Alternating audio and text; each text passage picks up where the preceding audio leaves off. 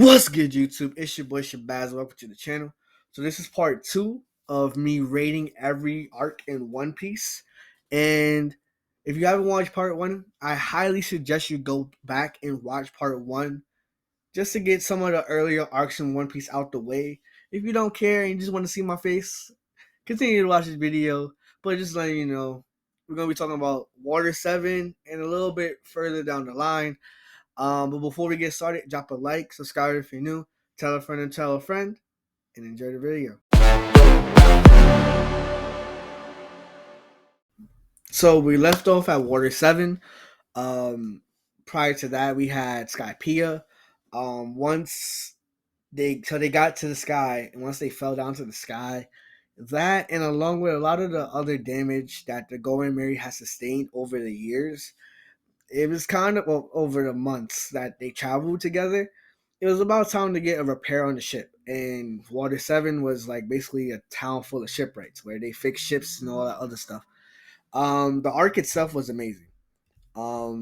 It was you've seen the dynamic between Luffy and Usopp because the Going Merry came when Usopp came on the crew, and seeing Going Merry looking bad as she was, and Luffy saying, "Yo, like we need to get her fixed," right? Understandably so. Like it's your ship. It's the captain's ship. He's like, "Yo, you gotta take care of it," right? Turns out the repairs could not be like they had to like basically burn the ship and like kill the ship essentially. And Usopp was not having it. He was not having it. So he was like, "Yo, if you're gonna get rid of the ship, you're gonna have to get rid of me too." And Luffy was like, "I bet for me." So they fought. For me, Luffy won, understandably so. It was an emotional moment, and it was just damn, like seeing where they went, and then that was only one half of it. And if you get introduced to Franky, who he his master or he's a shipwright, so his teacher he built the ship for Goldie Rogers. So like a lot of like history tying together and stuff like that. But the teacher was called Tom. Tom got killed because he was aligned with Goldie Roger. So it was him. It was Franky and Iceberg. Those were like the two predecessors of two successors of Tom. And Tom, that's a Tom. Iceberg turned Water 7. Uh, they turned into like a thriving business. Franky was just on the other. Everyone thought he was dead, and he turned out to be alive. And it was a lot of other shit. But Franky stole money from Usopp to buy some wood for a tree. We'll get to that part. But other than that, though, like it was like three different parts of the same arc, which made it amazing. We had the Franky dynamic, and then we had the Usopp and Luffy dynamic, and then we had the Nico Robin dynamic, which so for as I mentioned in the last video, like over the years of her travels, she's been hunted down by the government because she comes from an island of people, like I mentioned in the last video, who can decipher the poneglyphs and find out stuff that the government does not want people to find out. And so she's jumped from pirate crew to pirate crew, alliance to alliance, everywhere everywhere in their moms, right? And unfortunately, the Straw Hats happen to be the latest victims. Not the latest people in her escape from the government. So CP9 is it's an I guess an intelligence part of the government where they they kill people, they assassinate, they do the dirty work that the government needs to be done. And we meet Bob Lucci, we meet Kaku. It's like a whole group of like I think 6 or 7. I'm lying. It's like 6 or 7 agents that they have, and they all are planted in the company that Iceberg is like the head chief of, and like it's just unfortunate the fact that they were like they seemed to be good guys, but then they turned out to be bad. It was unfortunate, but Robin they gave Robin an ultimatum. Like, yo, either you come with us to Enies Lobby, which is one of the three great powers of the world government. It's Enies Lobby, Impel Down, and Marineford. We'll get to those later. But either you come with us and basically kill like we're gonna kill you at Enies lobby, or you we killed the Straw Hat. So she was like, oh, I don't want you, like, these, like, for the first time I've had like a place where I belonged. I don't want you to kill them. I don't want you to do anything harmful to the Straw Hat. So I'm gonna go with you. So she left, and it was just mad emotional. And once Sanji found out, I think Nami told Nami. Once Nami found out, she tried to find, like, it was just a whole lot of different stuff happening, and it all came together. And it was like, yo, like, all right, we gonna say Robin. Like, that's the vibes. Like, we're gonna say Robin. And that's what it was. And the arc itself was amazing. Amazing how everything was just, it took its time, but I felt like a lot happened. Which, if you connect this arc to the next arc, which is Enies Lobby, it had a lot happened. A lot did happen. Enies Lobby, as I mentioned earlier, was one of the three great, like, fortresses of the world government. And for me, Enies Lobby, you get introduced to a guy named Spondum. Dirtbag. I hate him so much. He was written right. He was written right, but he basically was the chief of Enies Lobby. And for me, I don't know why. What was his obsession with Nico Robin? I don't know why. It was mad weird, but it was just there. He was him himself ruined the arc, but this arc was goaded, bro. Like, honestly, you get introduced to Luffy's second form called Gear Second. It increases speed, increases strength from, like, you get Zoro with the Ashura, the Nine Sword Style. It's just like you get a lot of, like, power ups that the Straw Hats get, and then you get the Straw Hats declaring war on the world government. Like, there's like, yo, like, this is the flag of the government. Luffy was like, word, say less.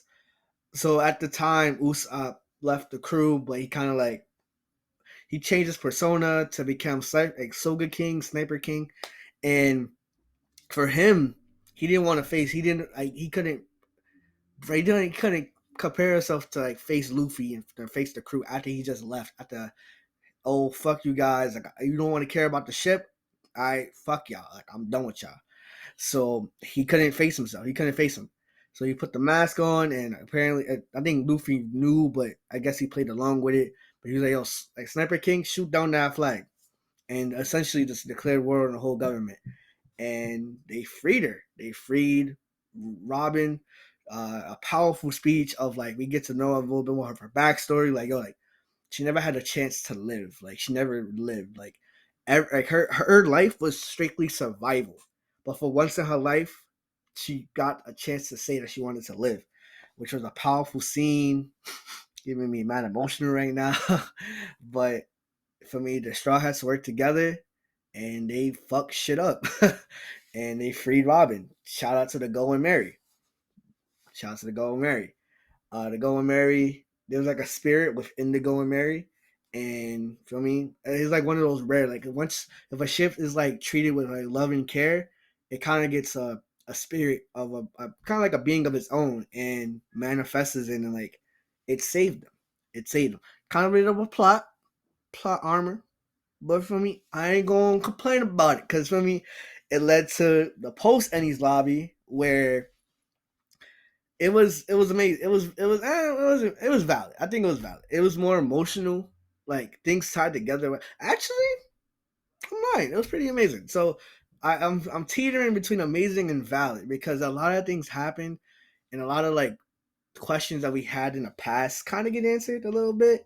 So it starts off with, we got how the Mary saved them from Enies Lobby, but we knew that that was it. Like, we knew that the Mary couldn't go any longer, so they had to do the old ships. Like, they had to burn the ship in the sea, and they burned the ship, and it was emotional. It was one of those, like, one of the most emotional moments to date of One Piece at this time.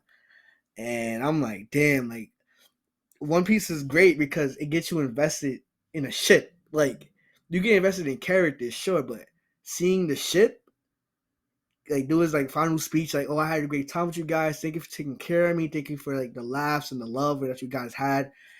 damn, like that was a powerful scene. It was really emotional. Like the guys, like the ship grew up with the Straw Hats. Like as they got stronger, the Mary got weaker. Unfortunately, right? So that's first. That's the first part. Second part, Garp, which is Monkey D. Garp, who was Luffy's grandfather. He's a vice admiral of the Marines, known as the strongest Marine around. He battled Gold Roger, Whitebeard, all these higher end pirates years ago, but he's one of the strongest, right? So you got him. He kind of he wants to investigate the shit that happened with Impel Down. So he comes to Water 7, and he notices Luffy. He's like, I'm not gonna capture you, but for me, like they just had to talk. Um, they talked. He talked about Luffy's father, Monkey D. Dragon, him being the most wanted man in the world, him being the leader of the Revolutionary Army, and it was just him adding a lot of the details that we had a lot of questions, like who the hell is Luffy's like family, who the hell is Luffy's parents, whatever. It's like he grew up with two brothers, and then he grew up with like I think a bandit crew, whatever. I'm just like, all right, that's cool, but who is his like biological father? Who is his biological mother? Who? What today we still don't know. There's a lot of speculation that there's a lot of different people, but I digress. But moving forward, it's like a lot of another question that we had was what happened to Kobe, because Kobe was introduced in like literally the first episode, and we haven't seen a word or heard from him ever since. We had like little like mini episodes that had featured Kobe about like him being saved by Garp, and Garp trained him and Helmeppo, who was a son of a former Marine who was a it's crazy. He was the reason why Zoro Helmeppo was the reason why Zoro was locked up. But for me, it's whatever. So we get to see Kobe again, which is like, yo, like Kobe, like, oh, you grown up. You're not a crybaby dude anymore. Like you're strong, like you know some skills or whatever. So him and Kobe and Luffy spar, Helmeppo and Zoro spar. Luffy and Zoro win, understandably so, because they're at like a higher level. And it was cool. Feel me? It was cool to see. The Straw Hats get bounties, like all of them get like higher bounties. Like every Straw Hat gets a bounty. Even Frankie. We like Frankie. He's not a part of the crew, but this is the third part. All right. So as I mentioned earlier, Frankie stole money from Usopp. Right now, with the money that he stole, he used it to buy wood from a particular tree. It's called a tree of Adam, and the same wood from this tree was used to build the King of the Pirates, Goldie Roger, his ship. When Tom built on Roger's ship, he used the same wood. And he said, yo, thank you for saving. This is him telling Luffy and the Straw Hats, yo, thank you for saving my life. Let me repay you by building you a ship. Let me build you this ship. And him and Iceberg build the ship together. It's like like Tom workers like reunion, like because both of them worked for Tom. So there's like like it's a reunion, whatever. And feel me, like they built a great ship. It's called the Thousand Sunny, right? It has a lion's head. It's a beautiful ship, by the way. Beautiful ship, beautiful ship. Luffy accepts the ship and he's like, yo, like, join my crew. We need a shipwright. For me, we can't keep fucking up the ships, and getting new ships. Like, we need somebody who knows the ship, who built the ship to keep it upright. And Frankie, do some, let's say, do some convincing. If you know, you know, but let's say through some convincing, he eventually joins the ship. So now we got Luffy, Zoro. Oh, also, as they're leaving, Garp is like, yo, like, nah, I need to be taken down. So he tries to hunt them. I think he kind of like failed on purpose. But as they're escaping, Usopp, he apologizes to Luffy. He's like, yo, like, I'm sorry. It was all my fault. Everything I said, I didn't mean it. Like, because originally Luffy was gonna just bring Usopp back into the crew, but Zoro stood his foot down as a vice captain, as the GOAT. Feel me? My man said, vice captain. Feel me? He said, "Yo, if you bring him back, without him apologizing, I'm leaving the crew next. Cause this is not kid game. Like you can't just pick and choose if you want to be a pirate or not. Like this is like life or death here. Like we in some real shit right now. Feel me? So he eventually apologizes. He kind of like had like a joking way at first, but then he like really like they about to leave me. Like like I need to like man up and apologize for my actions. Like like I'm sorry. This is all my fault.